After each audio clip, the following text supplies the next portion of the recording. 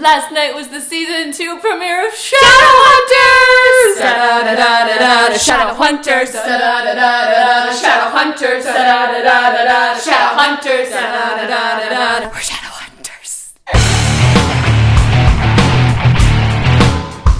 Hello! I'm Christine. I'm Natasha. And today we're talking Shadowhunters Season 2! So just as a preamble, before we go into this discussion, if you don't want to hear a review of Shadowhunters, you should leave, because that's what it is. So...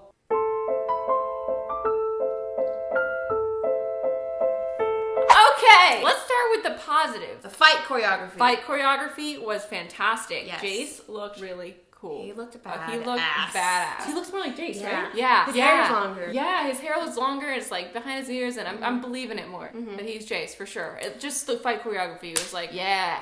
Yeah. That scene with Izzy and Clary just training. Yeah. Badass. I loved it. We loved it when we first saw it in Oh my Comic-Con. gosh, yeah. We saw it at Comic-Con, and I was like... That gave us a shivers. Another thing I really like, they changed Seraph blades, so they look like swords, not lightsabers. Yeah, they don't glow as much, but they have like the runes. It looks more like, if anyone watched Once Upon a Time, the dagger that Rumpelstiltskin has. They look like long that. daggers. That's what they look like. I prefer it though, because before it was like... Did they come up and down in the show? They came up and down. In the book, they already had the blade. It lit up though. It was a blade, and then it lit up when they said the name. It didn't like shoot up. There's still no names for the blade. Yeah, they still don't do it like Raziel. I think that would be kind of dumb. Yeah. Be like Power Rangers. Yeah. Power Rangers! Another thing I noticed that I did really like, the portals looked so much, they're not Yeah. purple, they look so much better. Look at that clear portal. I liked it when Valentine and Jace went through it and it was like... You know what also I like? Magnus, when he was like doing yoga outside. When he's all shirtless, he looked good. I could see Magnus doing that. Oh, Simon had a real good line. She was like, run faster. He's like, I'm running slow to keep up with you. That was the best line of the episode, in my opinion. What else did we like?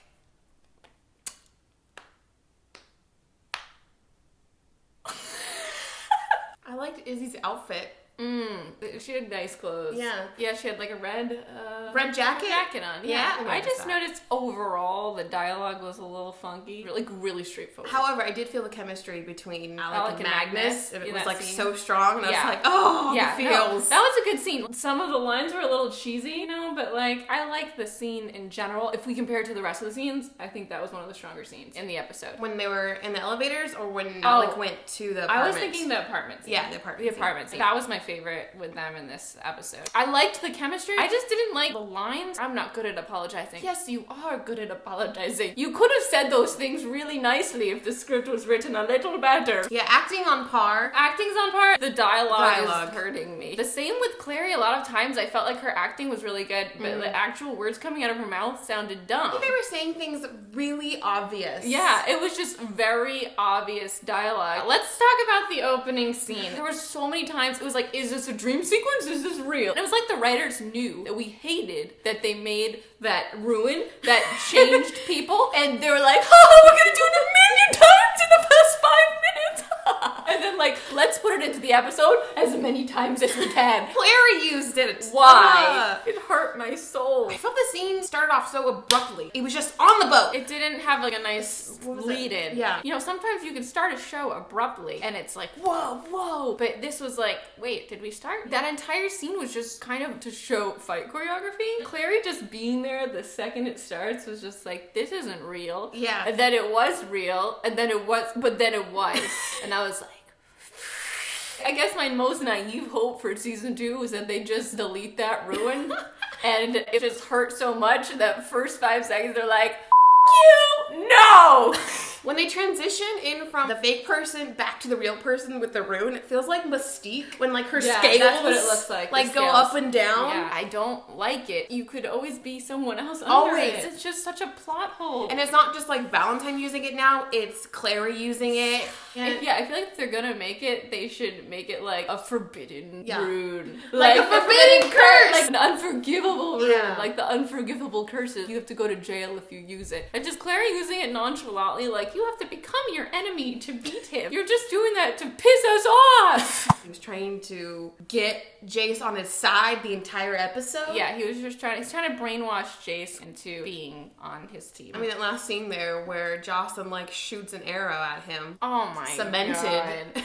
I was just like, in general, I feel this episode just didn't have a great plot arc. It was just kind of a bunch of things thrown together on top of each other for me. It was kind of hard to follow. It was hard to follow because they didn't have anything to really follow. I mean, they're trying to find Jace, but it feels like they're just throwing stuff up in the air instead of being like, let's do this and arc it. This season, actually, we have a writer's change, but the writer's change hasn't happened yet. So these are the same as last season, and it switches episode 4. So like the first 3 scripts were written by the writers from the last first season. Yeah. I love the ship that they use, the cargo The ship. ship looks like what I picture for yes. the ship. And I got really excited about that. I really hope it goes down the way it goes down in the book. Yeah, that was just such a good ending. Oh, with epic. Simon and Jace. And Simon is dying, and he drinks Jace's blood, and then the day later, and Clary does that rune on the wall, and she's just like blindly doing Oh, and it. then like the whole thing like starts to crumble. Yes, it was so good. It's so good. And then we're like, Simon's gonna die, and then he does it again. They have like the floating like car. Yeah, Magnus is making the car float.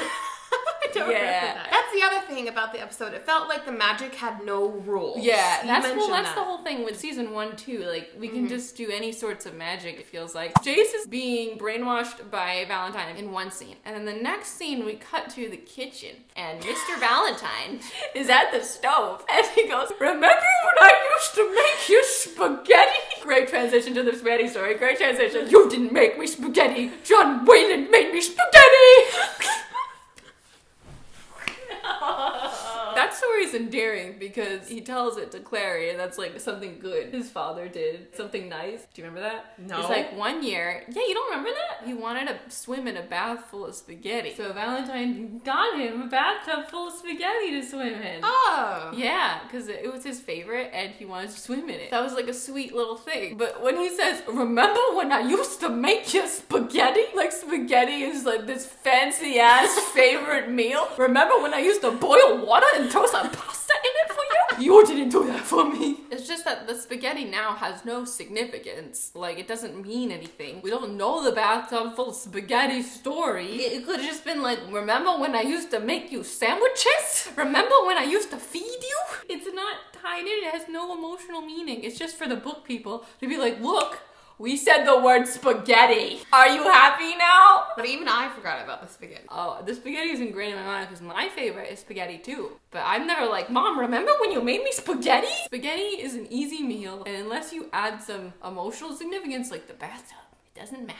What about when Jocelyn comes in and asks for Clary's stealing cell phone?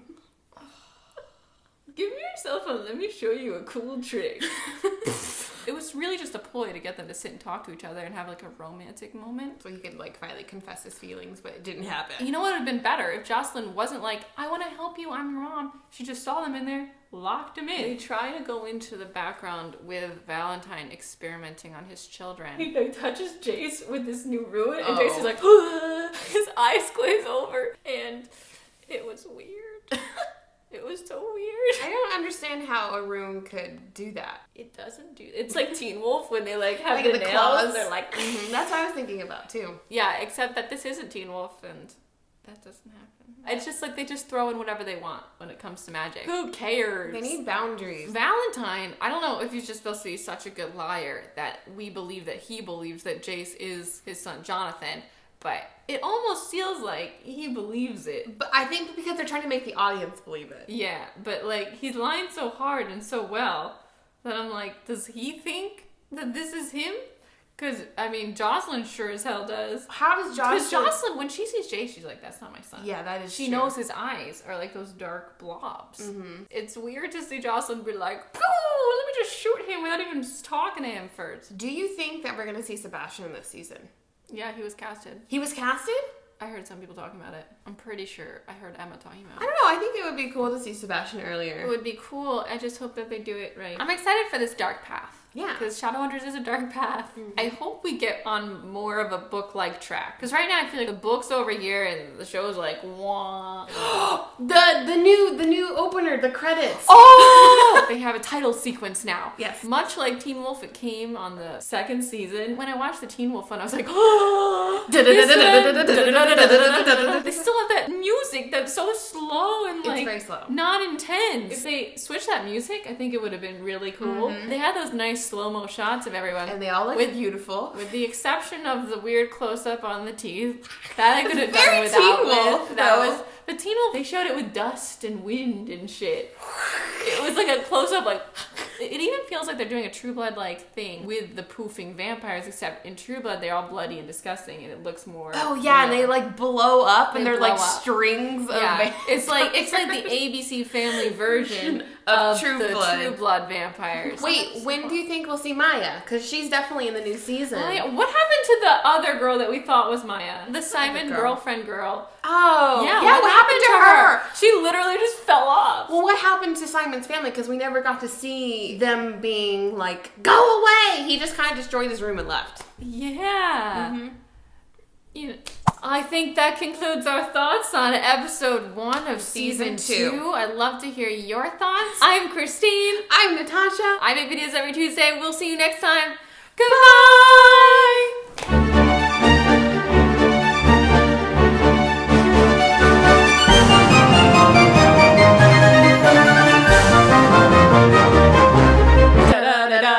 Shadowhunters.